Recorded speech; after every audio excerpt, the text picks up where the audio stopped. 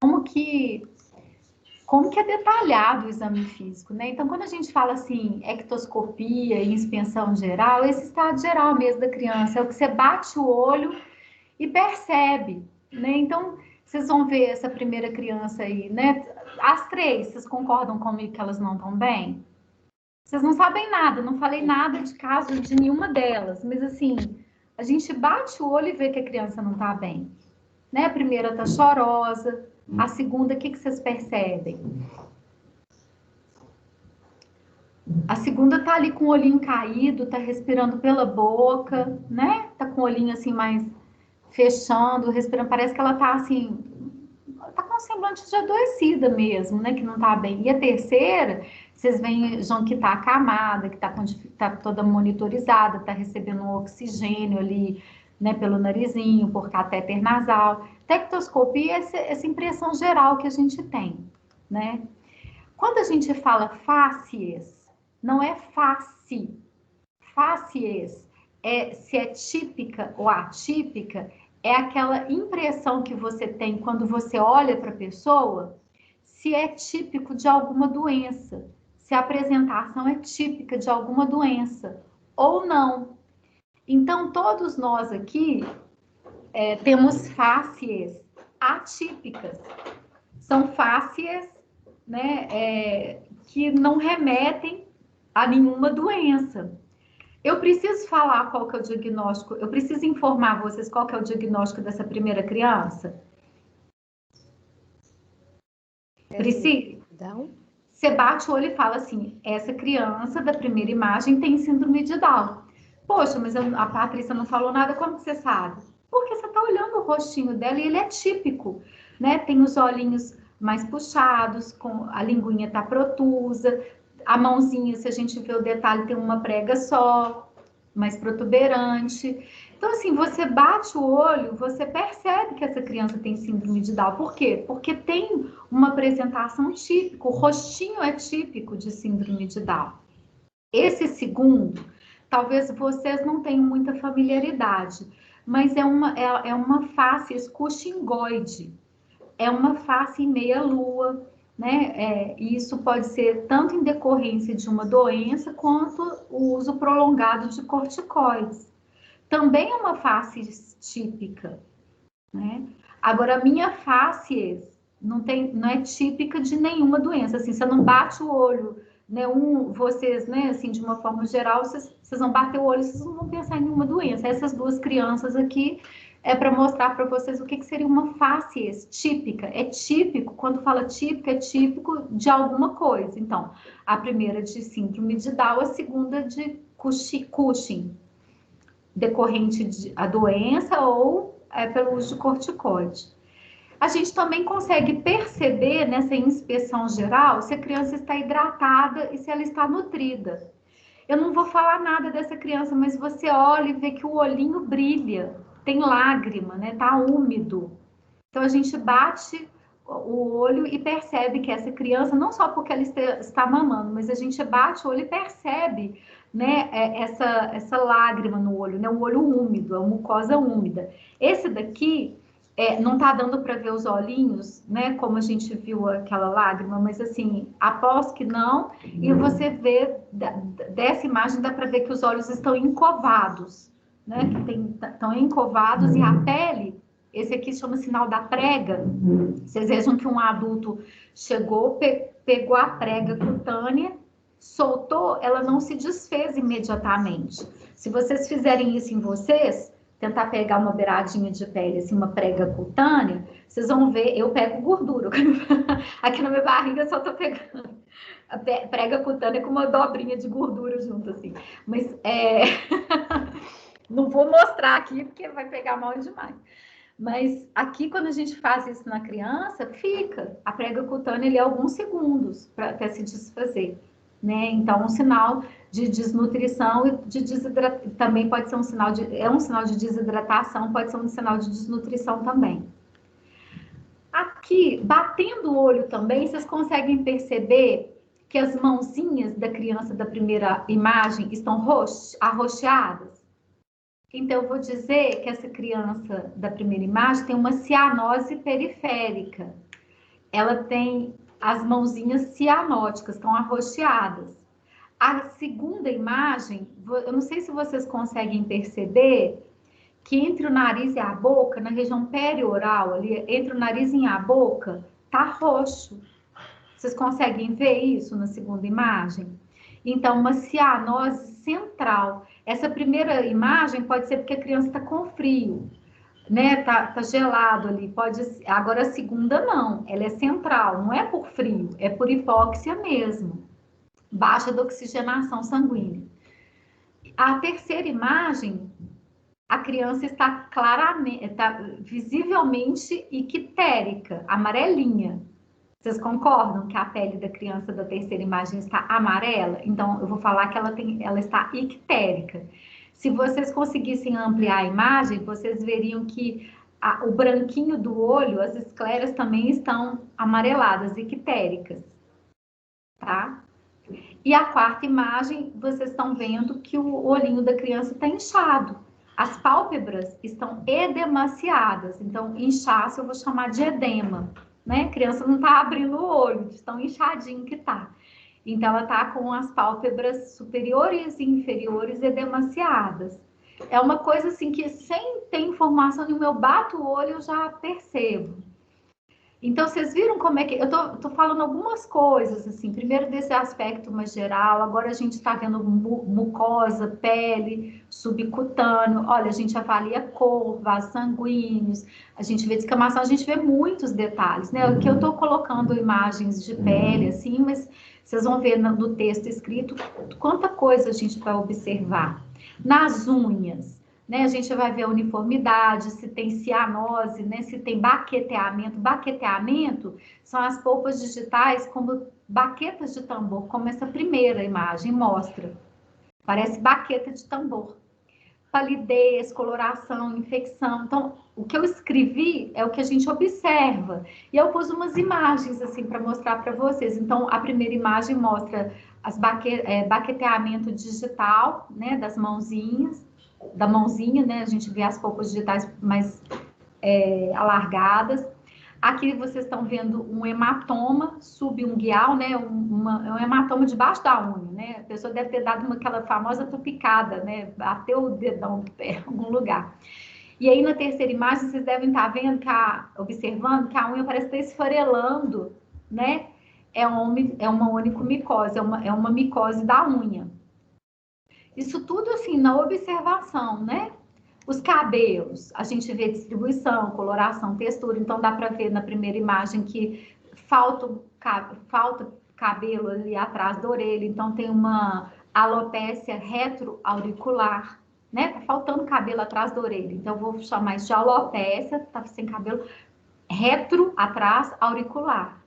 Vocês viram que na terceira imagem tem uma área também de alopécia, na terceira imagem vocês percebem uma calvície, né? Uma calvície da criança, porque tem o cabelo tá mais para trás ali. Aqui, também observando linfonodos, a gente pode né, localizar, ver o número de linfonodos, o tamanho, a consistência, a mobilidade, sinais inflamatórios. Então, a gente também... Isso eu estou mostrando a imagem, o que a gente visualiza. Só que, além de visualizar, a gente vai palpar, vai sentir a temperatura. Então, a primeira imagem dá para perceber um nódulo ali, não dá? Na primeira imagem. Na segunda imagem, parece que a criança está tossindo, o cabelinho dela está atrapalhando a ver, mas assim, no perfil é para vocês perceberem que o pescocinho ali também está inchado. Tem nódulo ali, são os linfonodos. E no terceiro, além de estar aumentado, está hiperemiado, está vermelho, tá vendo? É um linfonodo também. Então, mostrando imagens diversas. Isso tudo foi só observando, tá vendo? Só ectoscopia, só essa inspeção geral. Aqui, a sequência, então, do Kong, cabelos, olhos, ouvidos, nariz e garganta. Né? Então, a gente vai fazer inspeção, palpação, percussão, ausculta. Claro, assim, que né, em cada segmento a gente vai né, ver o que é possível fazer. Aqui eu quis mostrar os ossos do crânio, para vocês perceberem que ao nascimento, né, não está tudo coladinho. Então, como que é, assim, a anatomia do crânio, para vocês perceberem a palpação que a gente faz no bebê, no recém-nascido, a gente consegue sentir as suturas, as fontanelas, que é o que o pessoal chama de muleira, né? Tem a fontanela anterior, que o pessoal chama de muleirinha, que você afunda a mão, né? Nessa imagem da fontanela anterior. E tem outra posterior, que as pessoas não conhecem tanto, mas a gente busca, também procura palpando a cabecinha da criança. Então, eu pus essa imagem aqui, porque a gente palpa isso tudo no recém-nascido, né? Não tá tudo colado. Depois, na medida que vai crescendo, né, as suturas vão solidificando, vai fechando esses espaços, vão fechando esses espaços.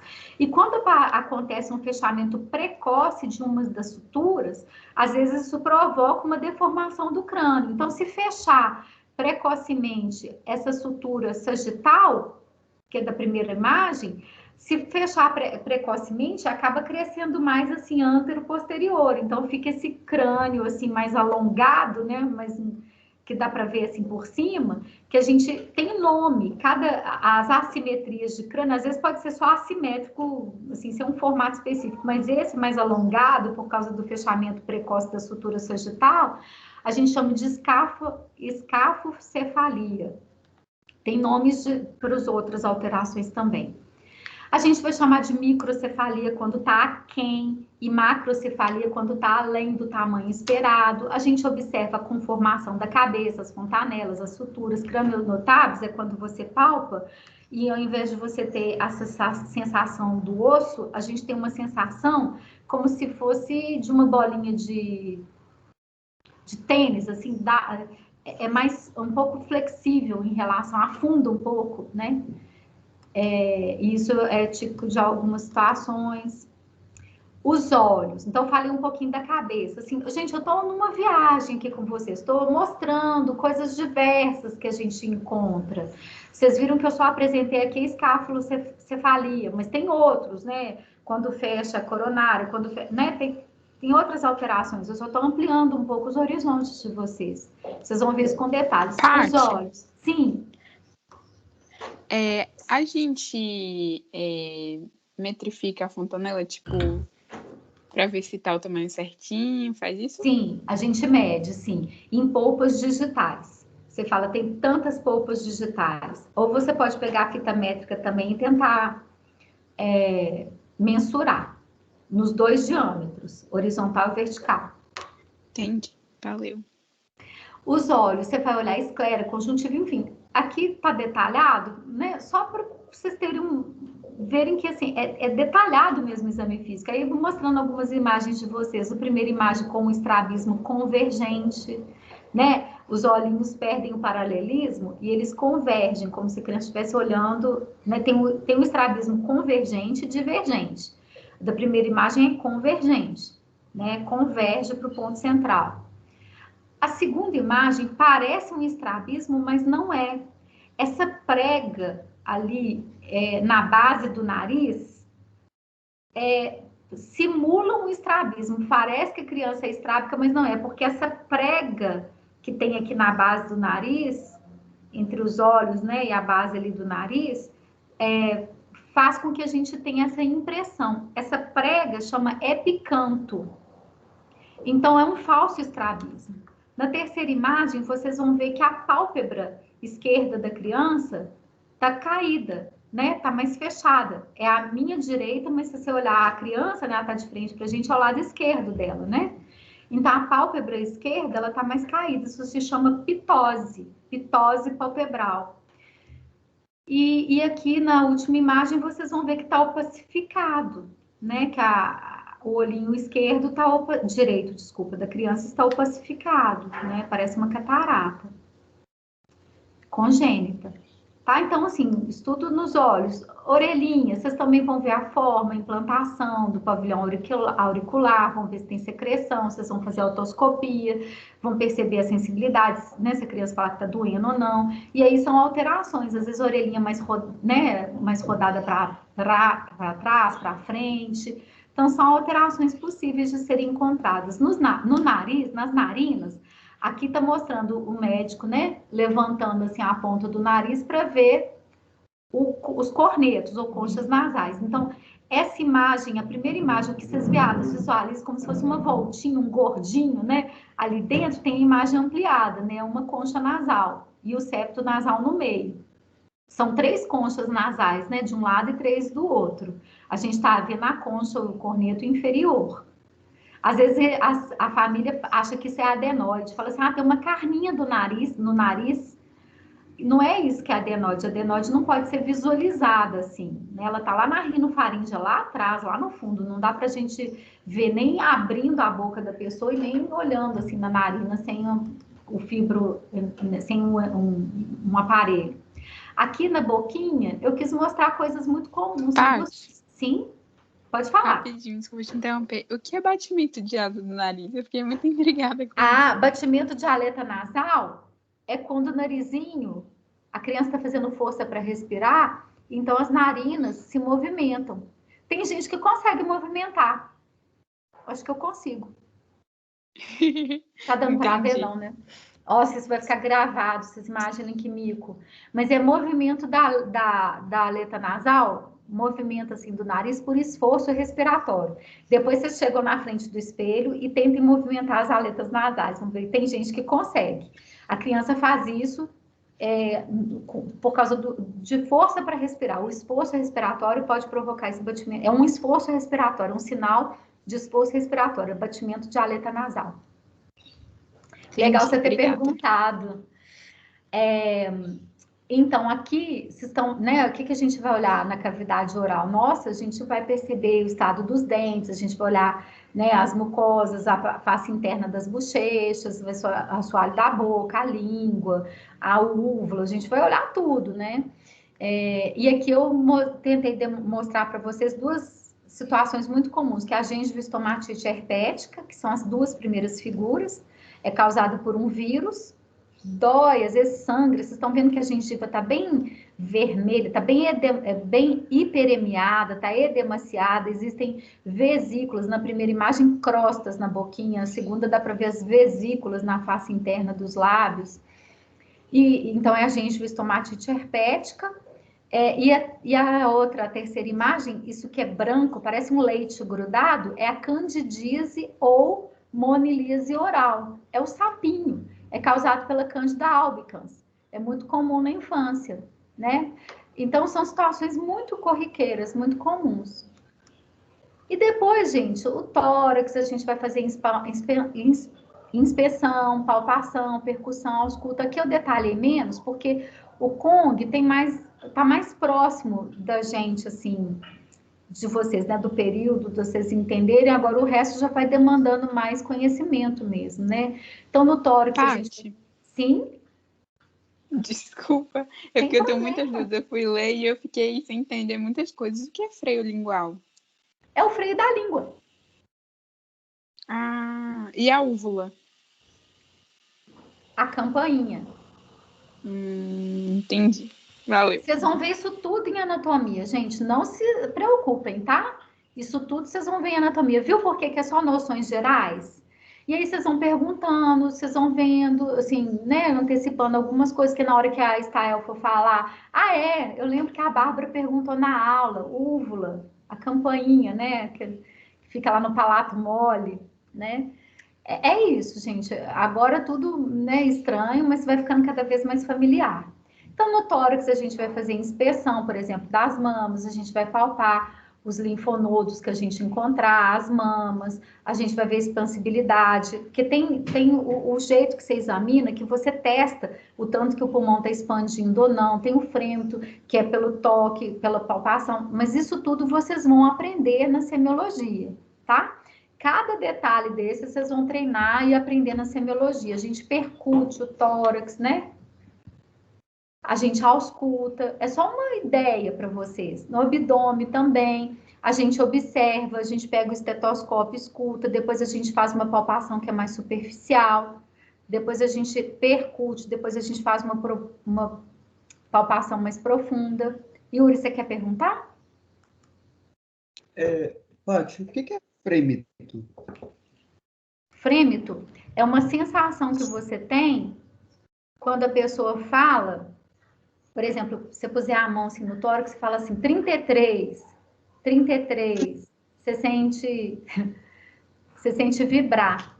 Mas isso tudo vocês vão aprender com detalhes, tá? Tá bom? Tudo bem. Obrigado.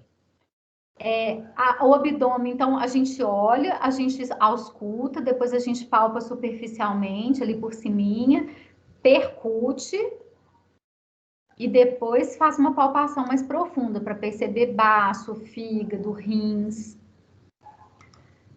A região anorretal a gente olha, né, faz a inspeção, a gente observa, palpa, genitália também, as extremidades, a gente tem os reflexos, né, com aquele martelinho, né, a coluna vertebral. A gente percebe o comportamento da criança, dos familiares também. A gente tem os marcos do desenvolvimento que a gente vai testar, vocês vão ver isso na aula de desenvolvimento. Eu estou só passando assim, uma geral, eu detalhei um pouco o Kong.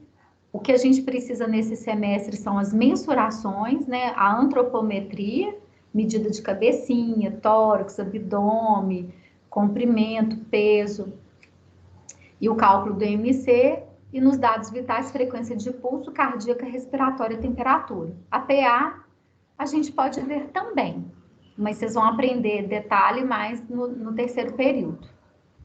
E aí, depois que a gente examinou a pessoa toda, né, naquela sequência que eu coloquei lá no início, a gente vai registrar no prontuário. Essa daqui é uma sugestão da ordem que vocês vão escrever. É uma sugestão, pode ser que na semiologia um professor use outra literatura e propõe uma outra, né, uma outra forma. Por exemplo, eu gosto mais, eu tive professores assim, alguns livros falam isso, eles colocavam as mensurações, por exemplo, a frequência de pulso, frequência cardíaca e pressão arterial. Muitos dos meus professores colocavam esses dados no sistema cardiovascular, desculpem, no sistema cardiovascular. E na hora que ia falar das bulhas normorrítmicas, normofonéticas, descreviam também a frequência cardíaca, a pressão arterial, as características do pulso e tudo mais.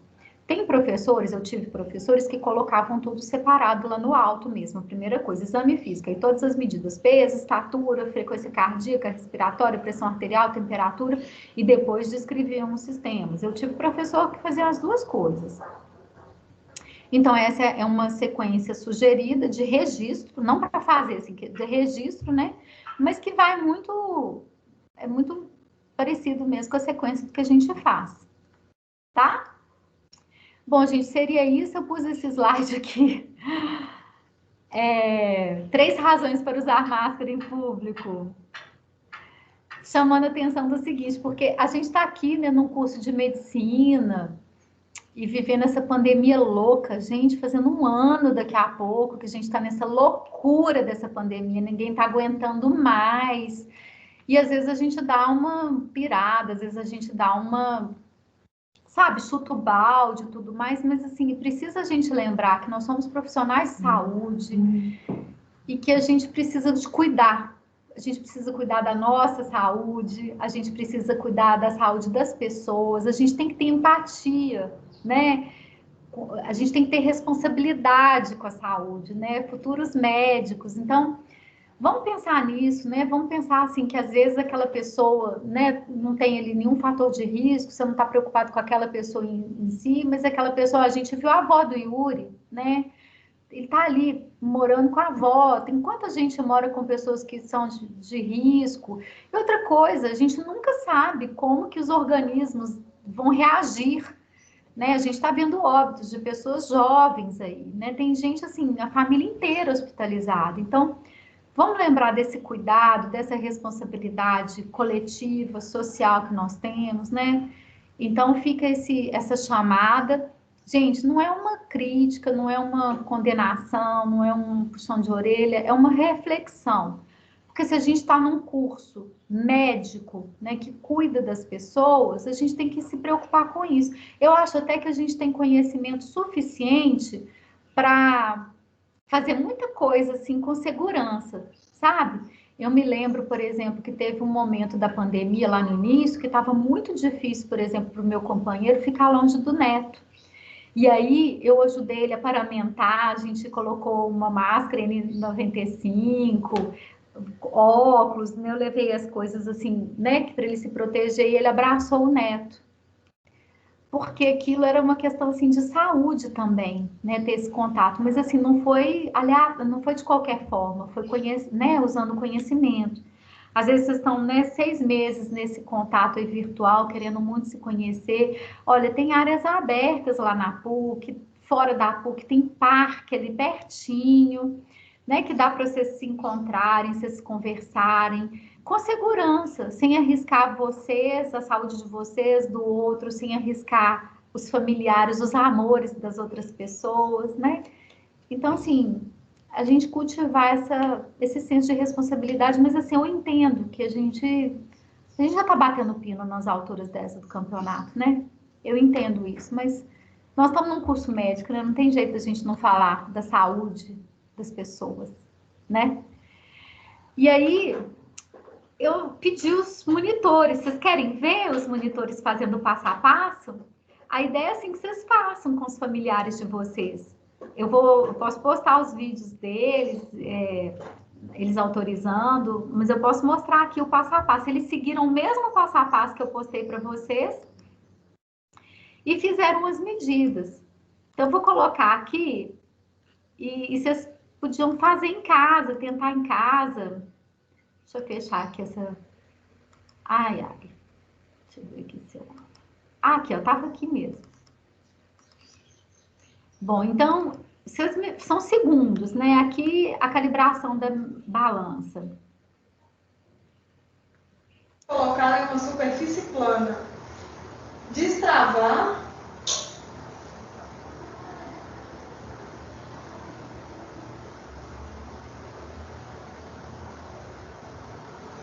E igualar a agulha da balança ao fiel. Aí ela ajusta a calibragem da agulha e o fiel. Para calibrar, você ajusta até atingir o equilíbrio entre a agulha e o fiel. Então ela está usando a mão esquerda para rodar o calibrador, até que fique no mesmo nível. Assim que nivelados a agulha e fiel, trave a balança antes de pesar a criança. Para pesar a criança, forre a balança com papel descartável. Aí vocês vão colocar. Para pesar a criança, você deve tirar a roupa dela. Para a pesagem da criança, deitar ou sentar a criança pequena no centro do prato da balança. Lembrar de colocar os membros da criança para dentro da balança, pois ela pode alterar o peso segurando na balança ou acidentar-se tentando levantar ao sentar. Mover o cursor do zero até um determinado ponto máximo do peso da criança.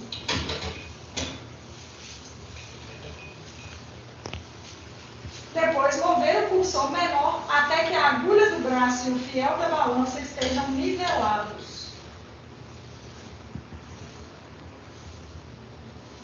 Lembre-se que a mãe da criança pode encostar na balança, então atente-se para que ela esteja afastada da balança.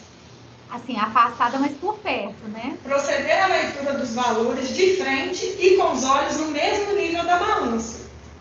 Travar o braço antes de retirar a criança da balança.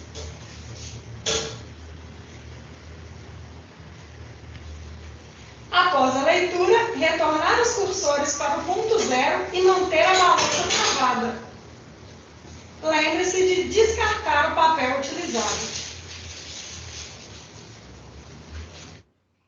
Deu para ter uma ideia, gente? Deu, né?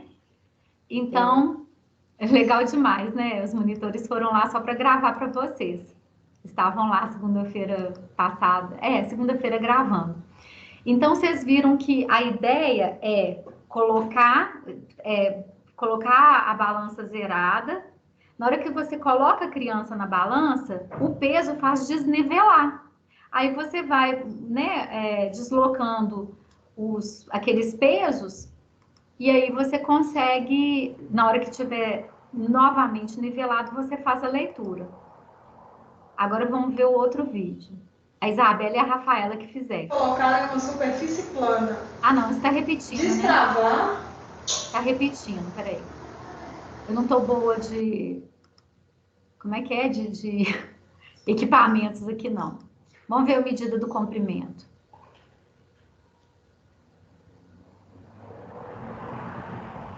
Você deve colocar a régua métrica sobre a mesa de exames ou sobre uma superfície dura.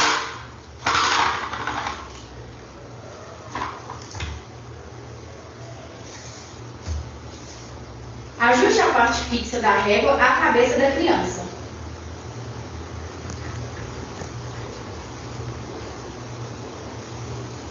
Ajuste a parte móvel da régua à região plantar.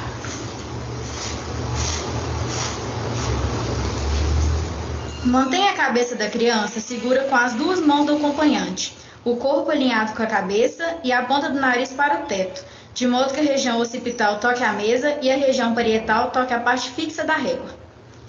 Fixar os joelhos da criança com uma das mãos, mantendo-os unidos e alinhados com o corpo. Aqui não tem jeito que é boneco. Movimentar o cursor com a outra mão até que ele toque as plantas dos pés, em ângulo reto com o eixo do corpo. E também não dá para fazer só... Realize a leitura do comprimento. Gente, aí não dá. 55 centímetros e meio. Eu interrompi aqui, gente, vocês viram que não dá porque é manequim. Então o pezinho, ele não levanta para ficar com a planta do pé sendo medida, tá? Mas é porque o manequim não permite esse tipo de movimento. É só por isso, tá? Agora os perímetros cefálico, torácico e abdominal. Para fazer a aferição do perímetro cefálico, você deve reunir o material: bandeja, fita métrica, algodão, antisséptico, caneta e bloco para anotações. Lave as suas mãos. Explique o procedimento ao acompanhante. É a mãe ali. Posicione o paciente sentado ou deitado. Faça a desinfecção da fita métrica com algodão embebido com antisséptico.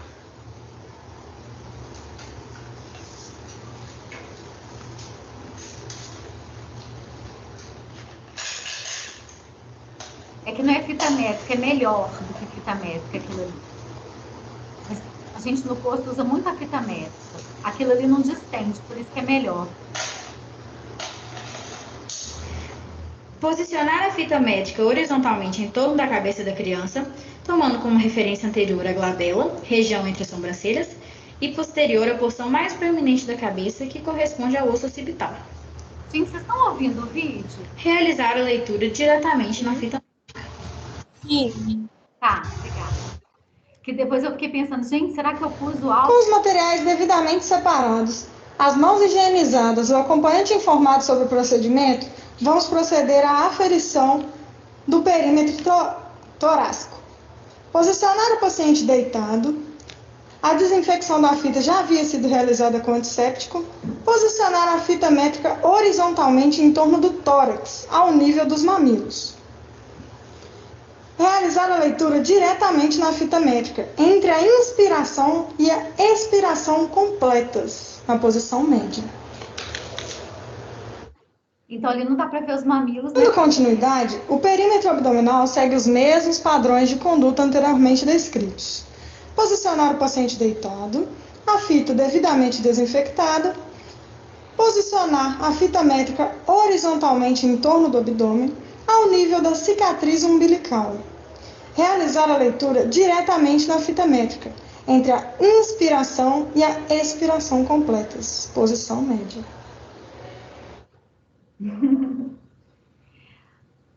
Aqui falou fita métrica, vocês viram que não foi fita métrica. A fita métrica é o que a gente tem no posto com mais frequência. Ali foi um outro tipo de material que não distende, parece uma trena, sabe? Mas só que é mais delicado que a trena, mas não distende como a fita métrica. Frequência de pulso. Frequência de pulso. Reunir materiais. Lavar as mãos. Explicar o procedimento ao paciente. Manter o paciente confortável, deitado ou sentado com o braço apoiado. Posicionar o dedo indicador e médio sobre a artéria, fazendo leve pressão para sentir a pulsação. Procurar sentir bem o pulso antes de iniciar a contagem.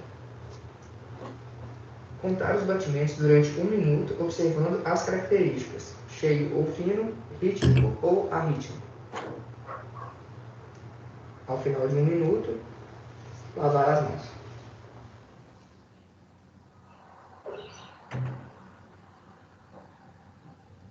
É bem simples, né? Frequência respiratória.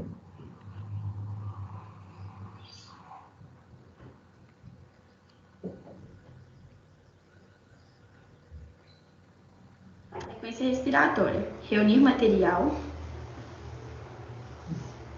Lavar as mãos. Manter o paciente deitado ou sentado.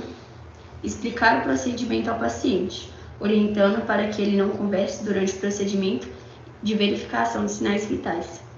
Como a respiração está sujeita ao controle voluntário, deve ser contada sem que o cliente perceba. Observar a respiração, procedendo como se estivesse verificando o pulso. Observar os movimentos de abaixamento e elevação do tórax, inspiração e expiração.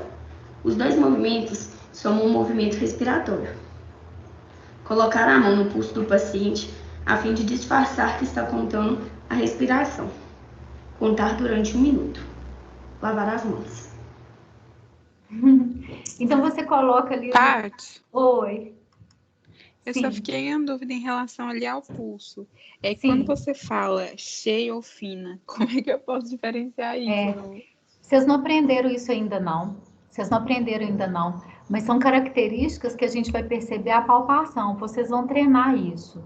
O de vocês, como vocês são rígidos, né, saudáveis, são pulsos fortes, cheios, né? Agora, quando uma pessoa, por exemplo, ela está desidratada, está em choque, né, que falta ali volume circulante, o pulso vai estar, ou a pessoa está desidratada, aí o pulso vai ser fino, né? Ele pode não ter um ritmo.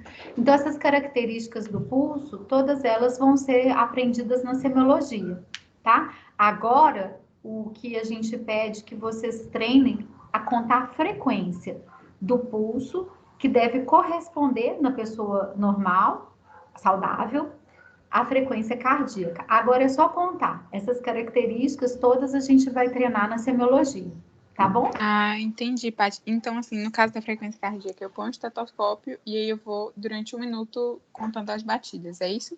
Isso. Agora, o que a gente faz com muita frequência, o correto é contar 1 minuto inteiro.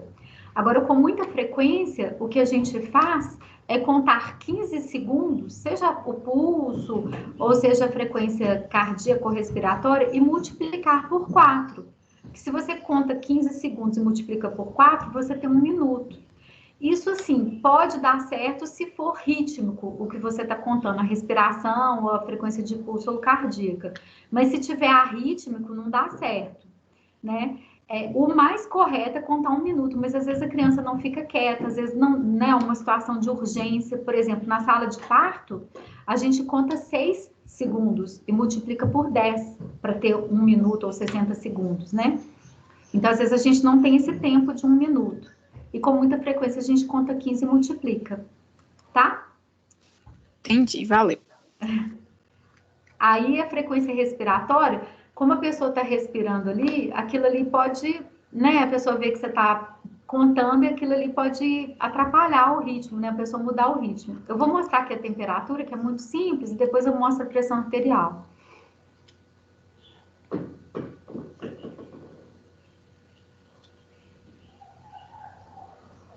Reunir material.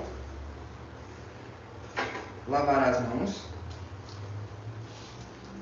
Explicar o procedimento ao paciente e posicioná-lo sentado ou deitado. Fazer a desinfecção do termômetro com álcool embebido em algodão.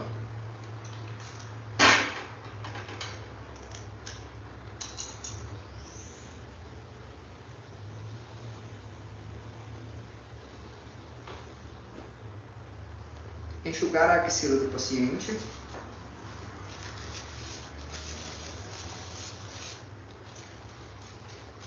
Colocar o termômetro no côncavo da axila.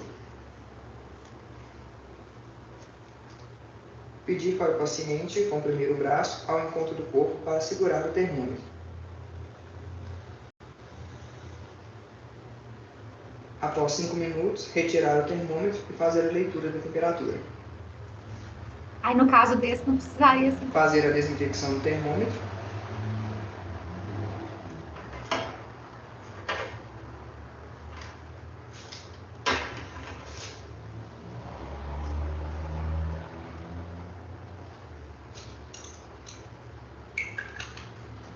E lavar as mãos.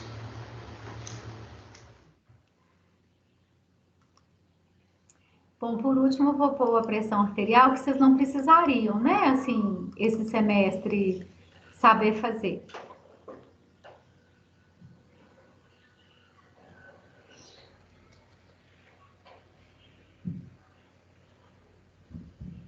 Pressão arterial. Reunir o material: bandejo, estetoscópio, esfingmomanômetro, algodão, antisséptico.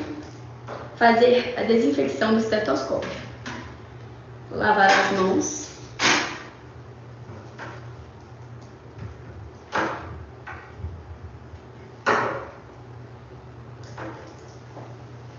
Durante a aferição da pressão arterial, devemos explicar o procedimento ao cliente e deixá-lo em repouso por pelo menos 5 minutos em ambiente calmo, instruindo a não conversar durante o procedimento. Certificar-se de que o paciente não está com bexiga cheia, praticou exercícios físicos há pelo menos 60 minutos, ingeriu bebidas alcoólicas, café ou alimentos e fumou nos 30 minutos anteriores, para não interferir nos valores. O adequado posicionamento do cliente durante o procedimento deve ser na posição sentada, pernas descruzadas, pés apoiados no chão, dorso recostado na cadeira e relaxado. O braço deve estar na altura do coração, livre de roupas, apoiado, com a palma da mão voltada para cima e o cotovelo ligeiramente fletido. Para a medida adequada da pressão arterial, devemos obter a circunferência aproximadamente no meio do braço do cliente, para após selecionar o manguito de tamanho adequado ao braço. Colocar o manguito sem deixar poucas, 2 a 3 centímetros acima da fossa cubital, centralizado o meio da parte compressiva do manguito sobre a artéria braquial. Localizar e palpar a artéria radial com dedos indicador e médio.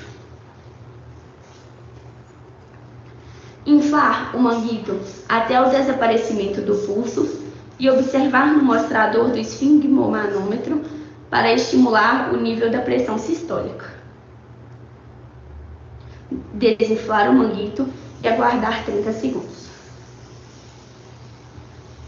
Colocar o estetoscópio nos ouvidos com a curvatura voltada para frente.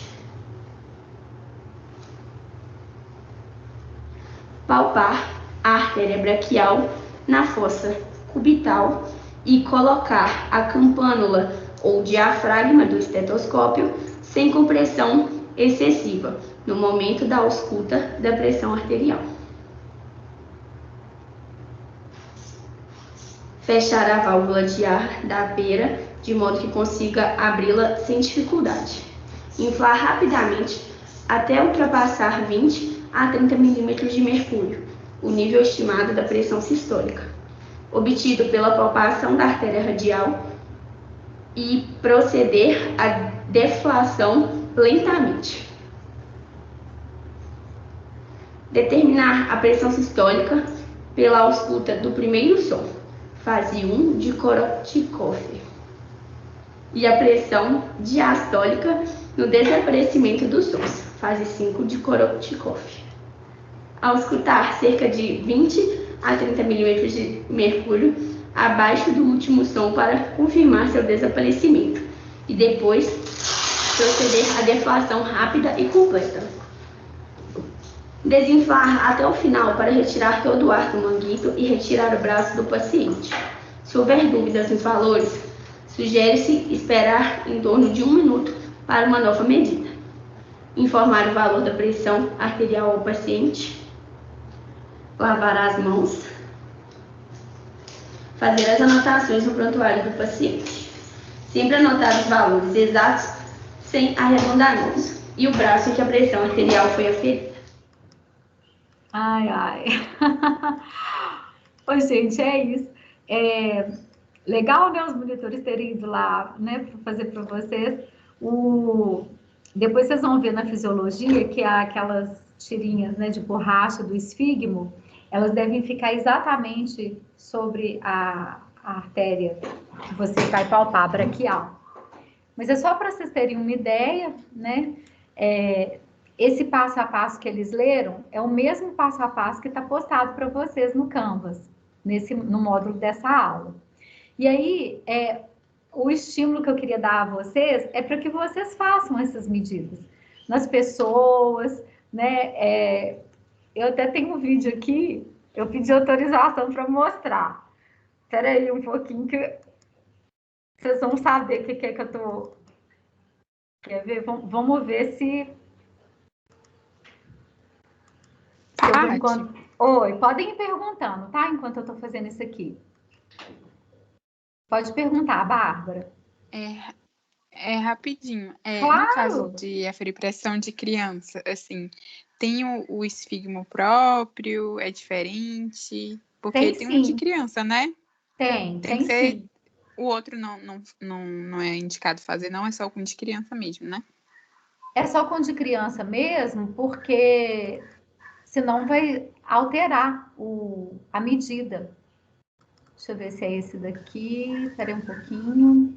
Eu posso mostrar para vocês os que eu tenho aqui. Deixa eu só ver se eu vou achar o que eu queria. Eu não vou achar. Não tá aqui.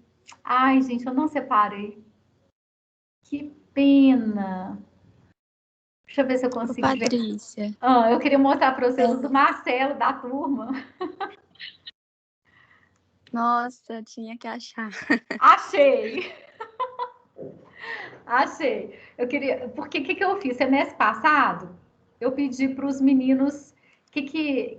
Deixa eu ver se é ele mesmo. Vocês não estão vendo... Vocês não estão vendo a minha tela, não, né? Não. Porque se não for dele... é dele mesmo. Peraí. Gente, peraí, que eu tenho que mostrar isso para vocês. Ele deixou, tá? Ele deixou. Não tô mostrando, assim. O que eu fiz semestre passado? Eu pedi para os alunos fazerem as medidas.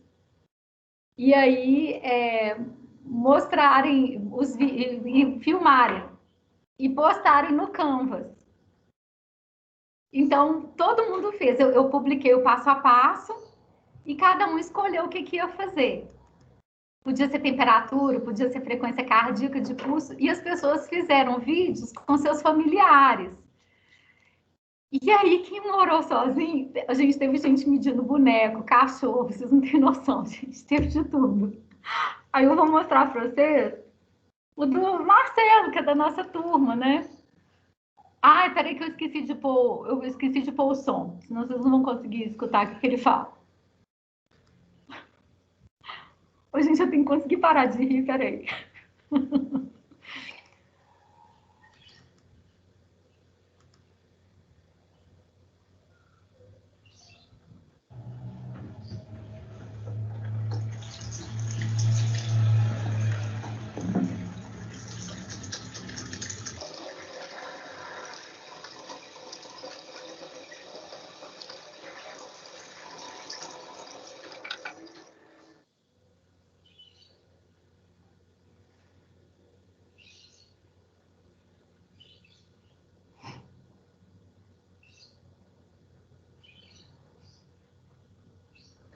Oi, dona Gisele, bom dia. Como vai a senhora? Como está o Guilherme? Está tudo bem? Guilherme, como você está lindo, você cresceu, seu cabelo cresceu, você está muito lindo, Guilherme.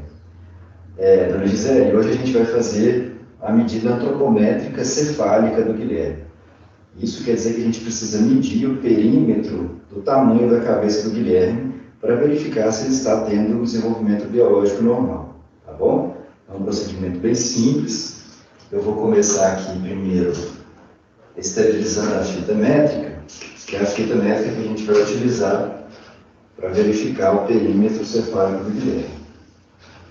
A senhora pode segurar o Guilherme da forma que ele está aí, não precisa movimentar, como ele é muito pequenininho, é melhor que a senhora segure, e eu vou fazer então a medida do diâmetro do perímetro da cabeça do Guilherme, tá bom? Com licença, Guilherme, vamos levantar a cabecinha aqui só um pouquinho. Eu vou começar aqui pelo centro da testa, dar a volta pela cabeça. Pronto. Já consegui verificar aqui o perímetro da cabeça do Guilherme. Eu vou anotar aqui no meu bloquinho de notas, né, com todos os dados do Guilherme.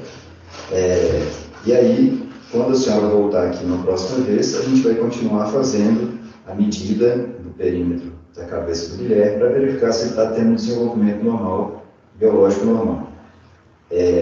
A medida de hoje está tudo bem, tá? O Guilherme está desenvolvendo normalmente. Você está muito lindo, viu, Guilherme? Está lindo, o cabelo cresceu, tá? Uma gracinha, dona Gisele. Qualquer problema, qualquer dúvida, a senhora pode entrar em contato aqui com a unidade, tá bom? Obrigado, bom dia, dona Gisele.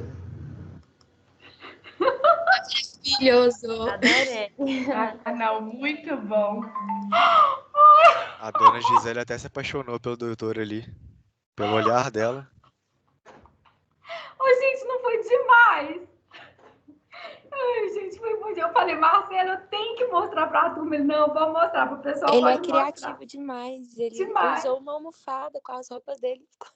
Vocês não acreditam. O que vocês acham que era fita métrica? Era o cadastro do tênis. Ele não tinha fita métrica, não. E ele mora sozinho, não tinha quem medir. Ô, gente, foi legal demais. Aí, assim, fica o convite para quem quiser fazer o vídeo e mandar, seguindo passo a passo, qualquer uma das medidas. Vocês podem, né, fazer. E enquanto vocês, assim... É uma pena, né, que a gente não pode fazer juntos e tudo mais, mas com passo a passo, os vídeos dos alunos, vocês podem fazer. Eu tenho um material aqui, nesses 5 minutinhos finais, eu acho que eu vou mostrar para vocês. Pode? Nesses 5 minutinhos que a gente ainda tem? Claro. É do livro de Semiologia Pediátrica, esse CD, ou DVD, não lembro, acho que é CD. Ele vem junto com o livro de Semiologia Pediátrica, que a gente tem lá na faculdade.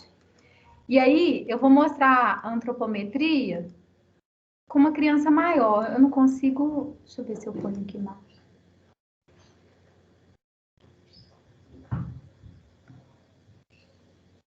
É muito rápido. Aqui mostrando, tá vendo? A balança da criança maior... O padrão é a gente colocar a criança de costas, fazer a medida. E aqui é o antropômetro na vertical. Tá vendo? É assim que a gente mede. Sim? Eu não tô conseguindo ver, não. Não sei se é só para mim, mas não tô conseguindo, não. Então, vamos de novo? Eu vou compartilhar a tela de novo, que pode ser que dê alguma coisa errada. Então, vou fazer de novo, incluir o som, mas assim, não teve som mesmo, sabe? Aí eu vou lá de novo, se vocês não estiverem conseguindo ver. Vocês estão vendo a tela escrito Semiologia Pediátrica Virtual? Não, tá. Ah, então deu errado. Vocês, só. Ah, então deu errado. Vocês não conseguem ver assim também, não? Nada, né? Então deixa eu voltar aqui e vou tentar compartilhar de outra forma. Se não der também, os meninos já mostraram ali... Deixa eu ver se eu consigo... Pela janela. Agora vocês estão vendo escrito Semiologia Pediátrica? Agora foi. Sim, Agora foi? Gente, é muito rápido. A medida da cabeça, do peso e da estatura de uma criança maior, não fala nada. Depois o Dudu, que é professor de... Acho que é ética, né? Que ele dá aula primeiro para vocês. Eduardo Tavares medindo a cabecinha e o tórax de uma criança. Vamos ver o que vai dar tempo aqui de ver. Tá vendo? A posição é de costas da criança maior. Esse é o ambulatório que eu trabalho, o outro, São Vicente. Professora, não tá aparecendo pra mim, não. Tá aparecendo tudo em branco. Ah, então é porque quando eu ponho, então é porque quando eu ponho maior, então eu já Agora sei. Sabe o que acontece? Quando eu ponho maior, para de colocar, de aparecer. Então eu vou compartilhar assim, com a menor, porque quando eu aumento aqui, vocês não veem. Então aqui a balança de adulta, criança de costas, e agora o antropômetro vertical, aquele que fica na parede, tá vendo? Esse é de madeira, o que tem lá no ambulatório São Vicente. Agora o perímetro cefálico, eu vou deixar pequeno, porque a gente não está conseguindo compartilhar quando eu aumento, tá? Quer ver, ó? Some, não some? Some. Então deixa pequeno. Aqui é o bebezinho mesmo, ao vivo, né? Com a fita métrica. O bebê cabeludo, gente. Quer ver de novo? Tá a medida do perímetro cefálico do neném de verdade. Agora, a medida do perímetro torácico. Tá vendo? Na altura dos mamilos, você lê aqui os dados vitais. Temperatura, assim, nem precisa esperar 5 minutos, porque é o digital, né? A cara de tédio do menino. Aí, né, os meninos fizeram, os monitores fizeram o passo a passo mais direitinho. Aqui, a frequência respiratória, eu gosto desse jeito do livro, que coloca o relógio próximo ao tórax, a gente consegue ir acompanhando a frequência respiratória ao mesmo tempo que a gente acompanha o ponteiro dos segundos.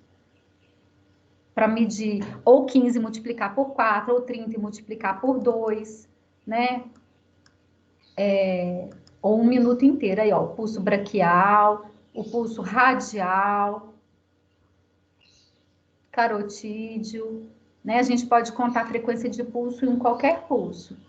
E aqui a medida da pressão arterial, vocês vão ver os errados e os certos. Prestem atenção na posição tá vendo? Ó, está certo, a posição, as duas borrachinhas pretas estão bem ali sobre as artérias, a artéria braquial.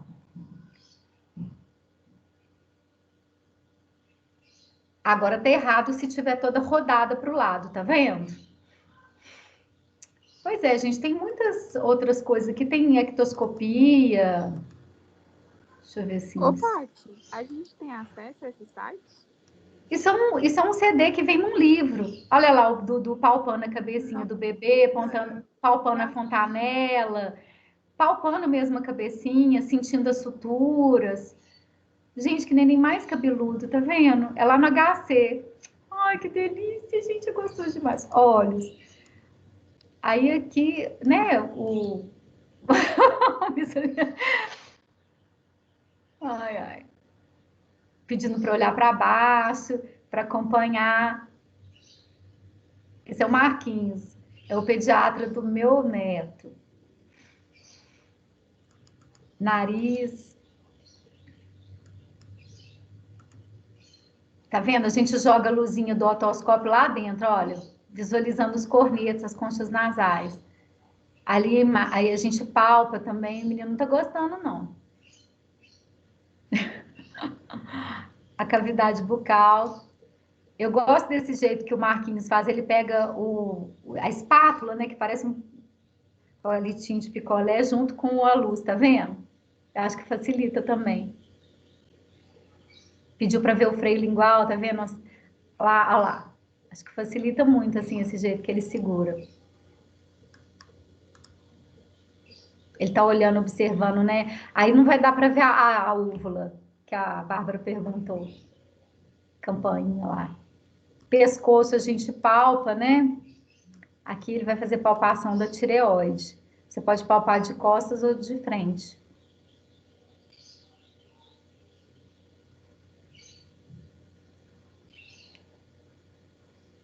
Ah, gente, acabou o tempo. Aqui no aparelho, quem que perguntou da percussão? Ah, não, foi do frêmito que vocês perguntaram, né? Mas aqui ele mostra tudo, por exemplo, ele mostra a inspeção, olhando o tórax, né, observando a coluna vertebral. Aqui é a expansibilidade e o frêmito que o Yuri perguntou. Não tá dando para escutar? Aí é vendo a expansibilidade, tudo vocês vão aprender, gente. Expansibilidade, para ver se expande de uma forma simétrica, os dois emissoras. 33. Eles sentindo o frevo. 33. É comparativo, tá vendo? 33. 33. Tá vendo? Bom, gente, era isso. Vou interromper aqui. Espero que tenha, assim, apesar da gente, né, ter essa não poder se encontrar, não estar se vendo aí, não estar presencial, de alguma forma trazer essa riqueza que é o exame físico. Eu vou postar os vídeos. Se vocês têm alguma pergunta? Ficou cansativo demais? Manhã inteira. Ficou ótimo. Que bom. Gente, foi muito bom, Patrícia. Que bom. Adorei também. Eu vou deixar esse passo a passo com os professores de PC para eles fazerem com vocês no laboratório de simulação, quando tiver as práticas na comunidade de novo, viu? Olha, a nossa próxima aula é sobre alimentação. É um tema longo, eu dividi em 2 aulas. Vocês vão ver que a aula daqui para frente, ela vai ter mais conteúdo, né? Então, não se assustem. É isso mesmo, vai ter mais conteúdo mesmo, né? Então, eu recomendo a leitura do livro do Manual do Ministério. A gente vai dividir. Primeiro, a gente vai falar da alimentação das crianças lactentes, né? Os primeiros 2 anos de vida, é muita coisa, mas vale a pena ler o manual, dar uma folhada. Eu sei que vocês já sabem muito de aleitamento materno, né? Que a Adriana aborda. Mas é um manual maravilhoso esse do Ministério da Saúde. Eu vou postar para vocês, ele é longo, mas vocês também podem dar uma folheada, vendo o que interessa.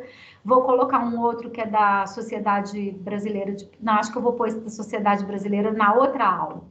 Ficar só com esse manual do Ministério. O caderno 33, ele ficou desatualizado nessa parte da alimentação. Mas é um documento muito bom. Mas do Ministério tem um do final de 2019, né? Que é essa guia alimentar do lactente, né? Aí eu vou postar isso para vocês. E eu vou postar uns casinhos clínicos que é para vocês pensarem neles. Não tem que me entregar, não é nada disso, não. É porque eu acho, a gente faz assim, a gente discute em sala de aula, eu posso dar até um tempo para vocês discutirem em grupo, mas eu vou postar antes para vocês perceberem já as diferenças, né? Para vocês já lerem, tentando trazer o conhecimento para a prática. Aí daqui para frente tem mais conteúdo mesmo, mas eu vou tentar sempre deixar as aulas o mais leve possível, tá? Até isso, gente. Bom final de semana, ainda tem sexta, né? Mas bom final de semana e até a próxima. Obrigada, Paty. Bom final de semana. Valeu, obrigada.